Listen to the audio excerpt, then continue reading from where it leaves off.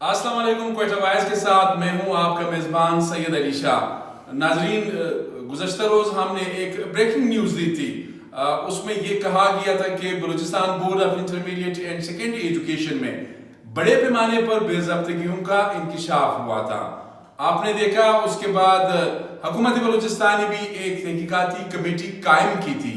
یہ تحقیقاتی کمیٹی اس وقت وہ سابق سیکرٹری ہائر ایجوکیشن ہے بشیر احمد بنگلزئی صاحب، یہ ان کی سربراہی میں تھی۔ اس کمیٹی نے 2 چھاپے بھی بلوچستان بورڈ کے اندر مارے تھے، وہاں سے انہوں نے جو انڈینائبل یعنی ناقابل تردید شواہد جو ہے اس کمیٹی کے ارکان نے حاصل کیے تھے۔ لیکن کل ہم نے دیکھا کہ بشیر احمد بنگلزئی 30 ستمبر یعنی 2 ماہ قبل تقریباً وہ سیکرٹری ہائر ایجوکیشن بلوچستان تعینات ہوئے تھے، لیکن آپ نے دیکھا کل ایک نوٹیفیکیشن حکومت بلوچستان کی جانب سے جاری ہوا جس میں بشیر بنگلزئی جو اس کمیٹی کے جو انکوائری کمیٹی ہے اس کے سربراہ تھے، اس کا تبادلہ کر دیا گیا ہے۔ اس پر بات کرنے کے لیے میرے ساتھ سینئر صحافی ایوب ترین صاحب موجود ہے۔ ایوب صاحب، یقیناً تبادلے جو ہے ہوتے رہتے ہیں، اس تبادلے کے پیچھے کوئی یہ جو بورڈ والا مافیا ہے اس کا اثر ہے؟ یہ معاملہ کیا ہے؟ تھوڑا سا آپ بھی اپنا تجربہ بتائیں، 2 مہینے کے بعد سیکرٹری کا اچانک تبادلہ اور اتنی اہم انویسٹیگیشن، کیا کہیں گے سر آپ؟ بہت بہت شکریہ کوئٹہ وائس کا سید علی شاہ صاحب کہ آپ نے ایک بہت ہی امپورٹنٹ ایشو پہ آج یہاں پہ کیا کہتے ہیں ڈسکشن کا یہ موضوع بنا دیا۔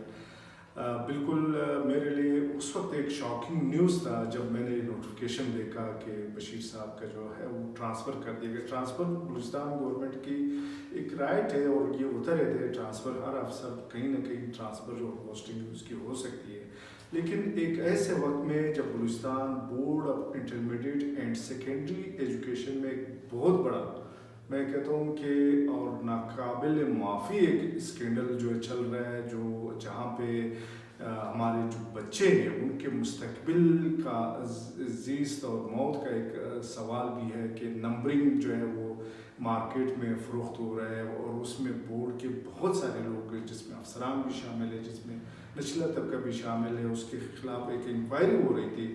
اور یہ مطلب مارکیٹ میں بازار میں آپ جائیں گے لوگ آپ کو ملیں گے، وہ کہہ رہے کہ ہم نے اپنے بچے کے لیے 3 لاکھ دیے، 5 لاکھ دیے، اس نے ایف ایس سی میں ہم کو اتنے مارکس دیے، میٹرک میں ہم کو اتنے مارکس دیے۔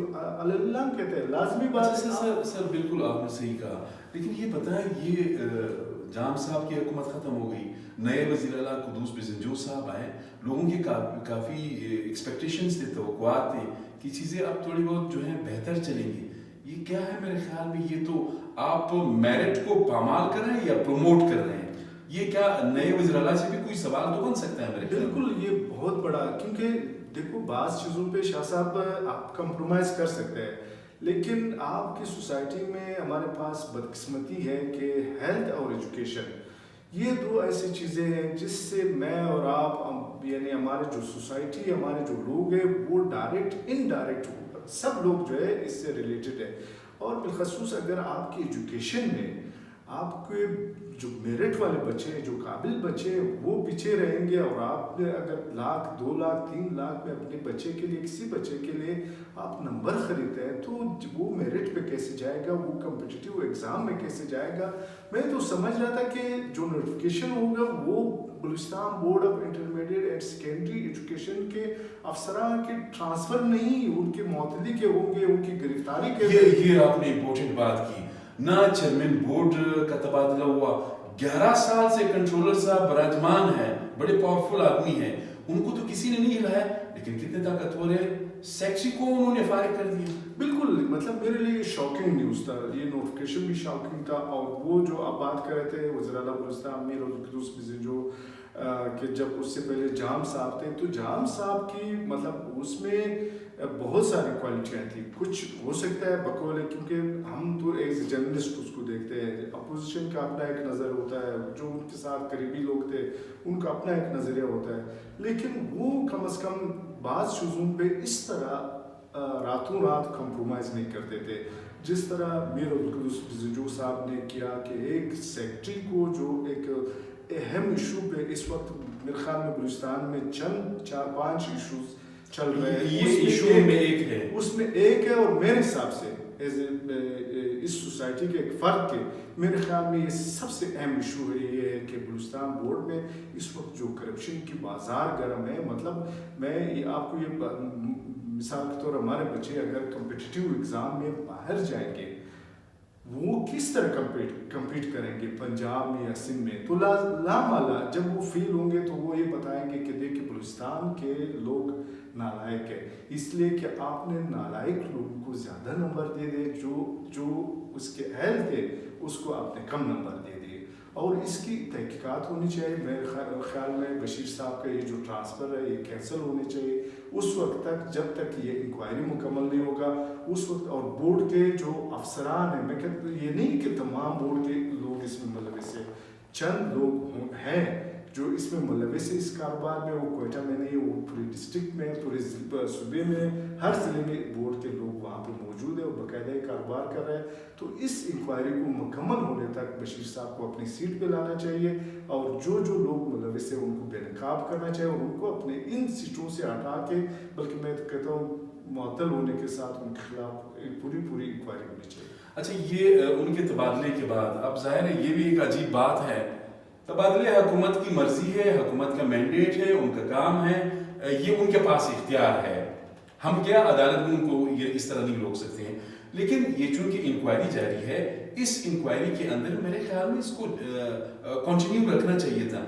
अब इस तबादले के बाद आप क्या कहेंगे, जो इंक्वायरी है मुकम्मल होगी या फिर डस्टबिन में चला जाएगा? लाजमी बात है, अब जिस तरह ये नोटिफिकेशन हुआ है तो उसके बाद जो भी सेक्रेटरी आएगा वो उस तरह इस केस में उसका इंटरेस्ट नहीं होगा, क्योंकि वो भी यही सोचेगा कि अगर मैंने जिस तरह बशीर साहब आई डोंट नो, लेकिन जिस तरह उसकी ट्रांसफ़र हुई इसका मतलब है कि वो इसमें बहुत ज़्यादा इन्वॉल्व था और उन्होंने केस आइडेंटिफाई किया, उन्होंने इस पर इंक्वायरी बिठाई और तहकीकात शुरू किया। दूसरा जो भी अफसर आएगा वो शायद उसमें इतना रिस्क नहीं लेगा, क्योंकि उनको भी पता है कि अगर मैंने थोड़ा भी इसमें हाथ डालने की कोशिश की।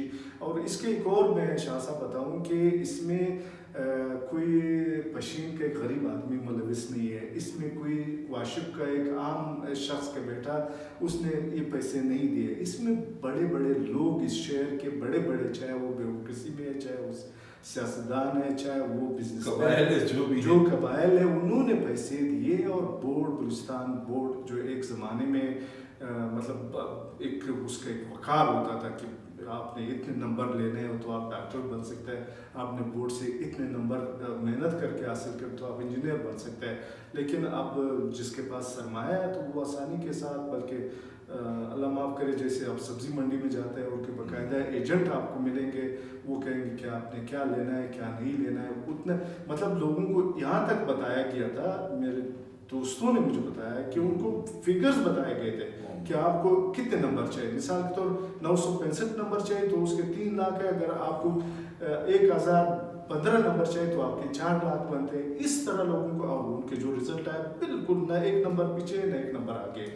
ये खरीद फरोख्त इस अभी जो FA-FSC के एग्ज़ाम हुए और उसके पहले जो मैट्रिक के एग्ज़ाम जो रिज़ल्ट आए उसमें इस तरह के वाक़यात हुए। बहुत शुक्रिया अयूब तरीन साहब। नाज़रीन, अयूब तरीन साहब ने बहुत इंपॉर्टेंट बातें की, जो चीज़ें मेरे ज़हन में नहीं थी उनकी तरफ अयूब साहब ने भी इशारा किया। तबादले यकीनन एक जमहूरी मुंतखब हुकूमत का काम तो है, इसमें कोई शक नहीं है। 30 नंबर को एक सेक्रेटरी आता है, वो इम्पोर्टेंट इंक्वायरी इनिशिएट करता है। आप रातों रात बजाय बोर्ड में जो लोग बैठे हुए हैं उनके खिलाफ कोई कार्रवाई करे, मुअत्तल होना चाहिए था। कम अज कम मुअत्तल ना भी करे, लेकिन कम अज कम ये तो होना चाहिए था कि आप उनको अपने उदून से हटा देते। उल्टा आपने क्या किया, आपने सेक्रेटरी को हटा दिया। ये बलूचिस्तान में बैड गवर्नेंस की एक और बदतरीन मिसाल है। अपने मेजबान सैयद अली शाह को इजाजत दीजिए। अल्लाह हाफिज।